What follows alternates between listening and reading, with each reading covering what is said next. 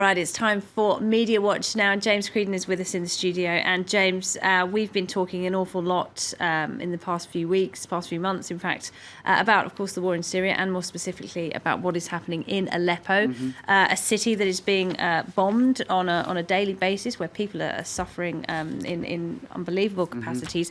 And, people tend to lose touch with it after a while, don't they? And we need to hear people's individual stories about the suffering there for it to really hit home. That's right. And one little girl has been tweeting about what she is living through, the life under siege, essentially, in eastern Aleppo. Her name is Bana al-Abed. And it has been picked up by media in the last couple of days, and UNICEF here as well, tweeting it. So it's just to give you a sense, Laura. The account had 18,000 followers yesterday. It has over 30,000 today. So it's really growing exponentially. That's her with her two little brothers. She's a 7-year-old girl, and basically she's talking about what life is like when you can't go to school, when you're trying to, read and do a bit of drawing at home and be a child and get on with the business of growing up. Last night was a miracle. We are saved. The bombing hit directly the side of her house, she says there. Now, it is her mother, in fact, who is tweeting for her. Some people saying, hold on a minute, how is she writing in such good grown-up English? Her mother is sort of moderating the account, if you like, in the name of her daughter. I want to live like the children of London. No bombing. Says Bana. And if there are people in Russia who care about humanity, stand up for us, please. That one's signed by her mother, Fathema. So clearly there are political messages coming through here. They are in eastern Aleppo. It is under siege. It is Damascus, and with the help of Russia behind this siege, hospitals being bombed, even aid convoys apparently being targeted on the 19th of September. So it's messy and it's nasty, and this is a human voice, a child's voice coming from within that siege. Good afternoon from Aleppo. I'm reading to forget the war. And these are, I suppose, the kind of stories that do captivate the public imagination. We all remember the very tragic death of Aylan Kurdi, who drowned just over a year ago. A little boy, Omran, who was caught up in the carnage. In the ambulance, yeah. That's right. And children's stories captivate imagination, I think, in a very macabre way. CNN on their website have been doing something quite interesting. This went up today and it's gone a little bit viral. What would make you care about Aleppo is the question they're asking. And they talk about whether or not pictures would make you care. And indeed, we have seen a lot of pictures coming out of Aleppo and Syria that are awful. Would the numbers make you care? 96 children were killed in less than a week. That's UNICEF. And would the stories make you care? And actually, they're putting front and centre there the story of Bana. And I think it's true. The stories do make people care when there is a little bit of fatigue vis-a-vis the, I suppose, diplomacy elements, the military aspects of the story, the strategic aspects of the story. That's what gets people. It's human beings caught up in the suffering, and you need to have a face on who they might be. Right, and there is unbearable suffering, and people are very upset about it. But as you know, tears don't translate into solutions. And we just heard from John Kerry, the US Secretary of State, the latest efforts to try and end this terrible war have failed. The US and Russia no longer cooperating. But still, a lot of journalists are saying that the Westerners need to get more involved in it. I mean, editorial writers, you could spend an hour, 10 hours, maybe going through the editorials, a lot longer, in fact. Just a couple. This one from Marianne in the French left-wing magazine. They're talking about the disgrace of the barbarity of the Syrian regime is also ours, I suppose, broadly speaking about Western intervention or lack thereof. And this war of extermination in Syria is intensifying, they say. In the middle of all of this, we have the cowardice of Washington in Syria. It's becoming a self-fulfilling prophecy. What is that self-fulfilling prophecy? The story of American hegemony is ending in a place called Aleppo. It's a very damning editorial. It's by a Sciences Po professor called Nicolas Tonzé, and he's saying the lack of real sort of engagement by the West to counter this aggression by Damascus with the support of Russia is it's very bad news for, I suppose, American power around the world. So he's blaming Obama's foreign policy for what's going on? I think so. Just saying that there's not a strong enough. It smacks of indifference. That's also the headline in this editorial piece in The Atlantic. The capital of Western indifference. Syrians enduring one of the war's most violent phases yet. Aleppo has become an example of something else This is kind of picking one paragraph in the article: Western indifference to human suffering, and perhaps most surprisingly, fecklessness in the face of a swelling strategic threat.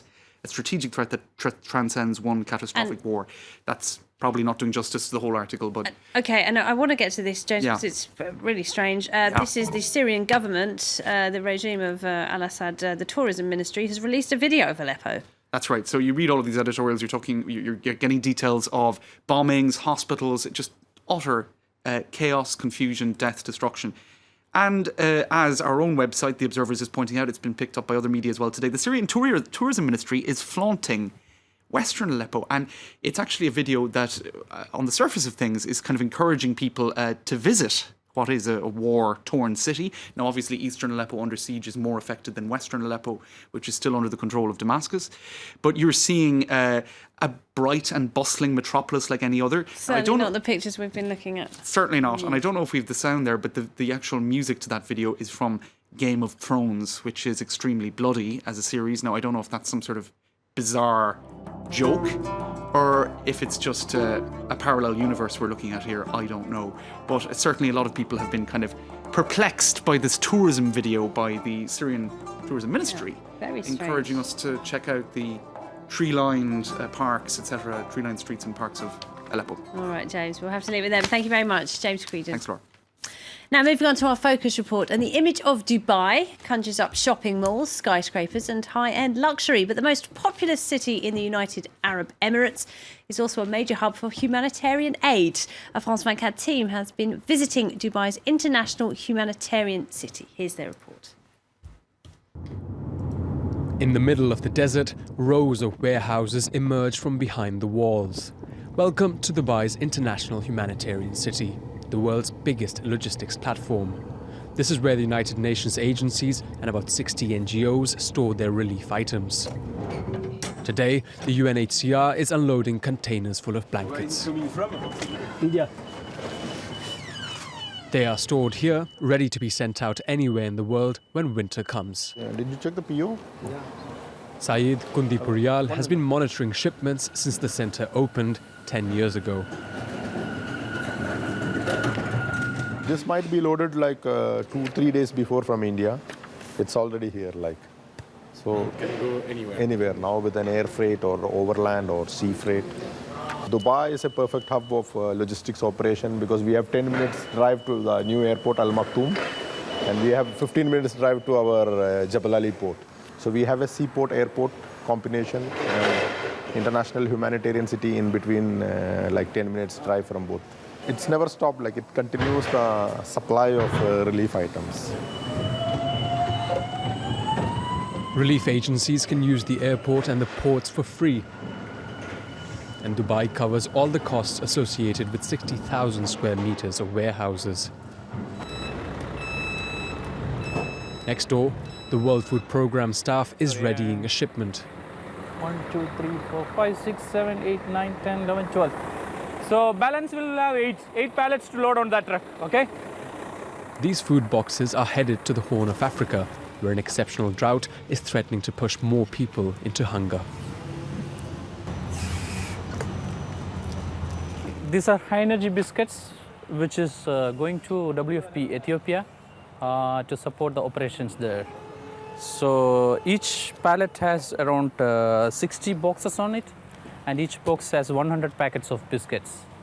One packet of biscuit is enough for a person to survive the whole day. So within 24 hours, you can say it will be in Ethiopia. The Emirates is at the crossroads of Africa, the Middle East and Asia. Many conflict zones are only a couple of hours away by plane: Syria, Afghanistan, Somalia.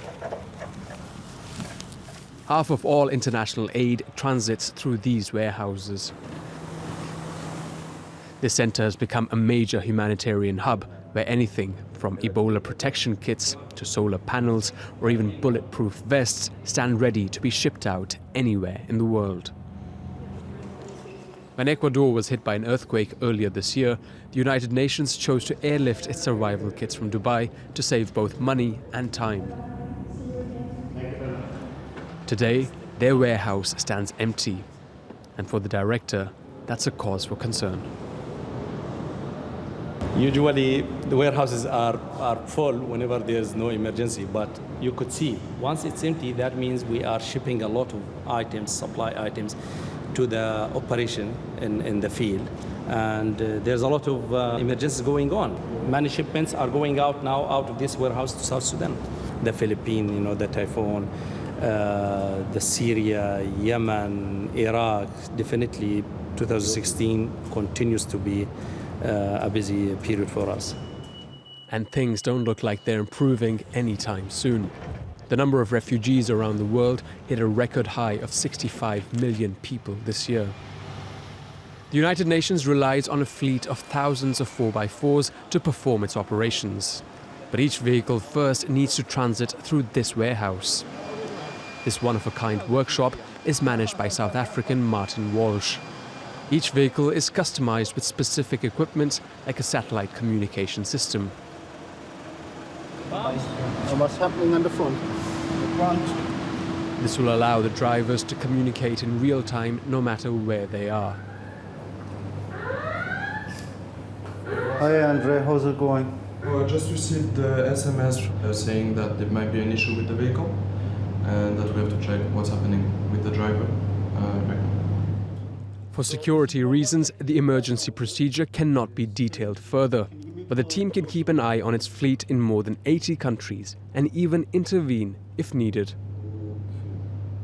One scenario could be that the vehicle has been hijacked or something like that, but I mean we have the capability here then of disabling the vehicle if remotely, if need be, from Andre sitting here in the office in Dubai, we can disable a vehicle anywhere on the globe, With the international humanitarian city, the UAE now plays a major role in solving crises around the world.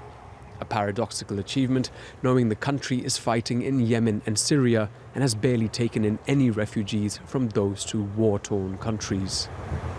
Well, time for a short break here on France 24. Stay with us, much more still to come.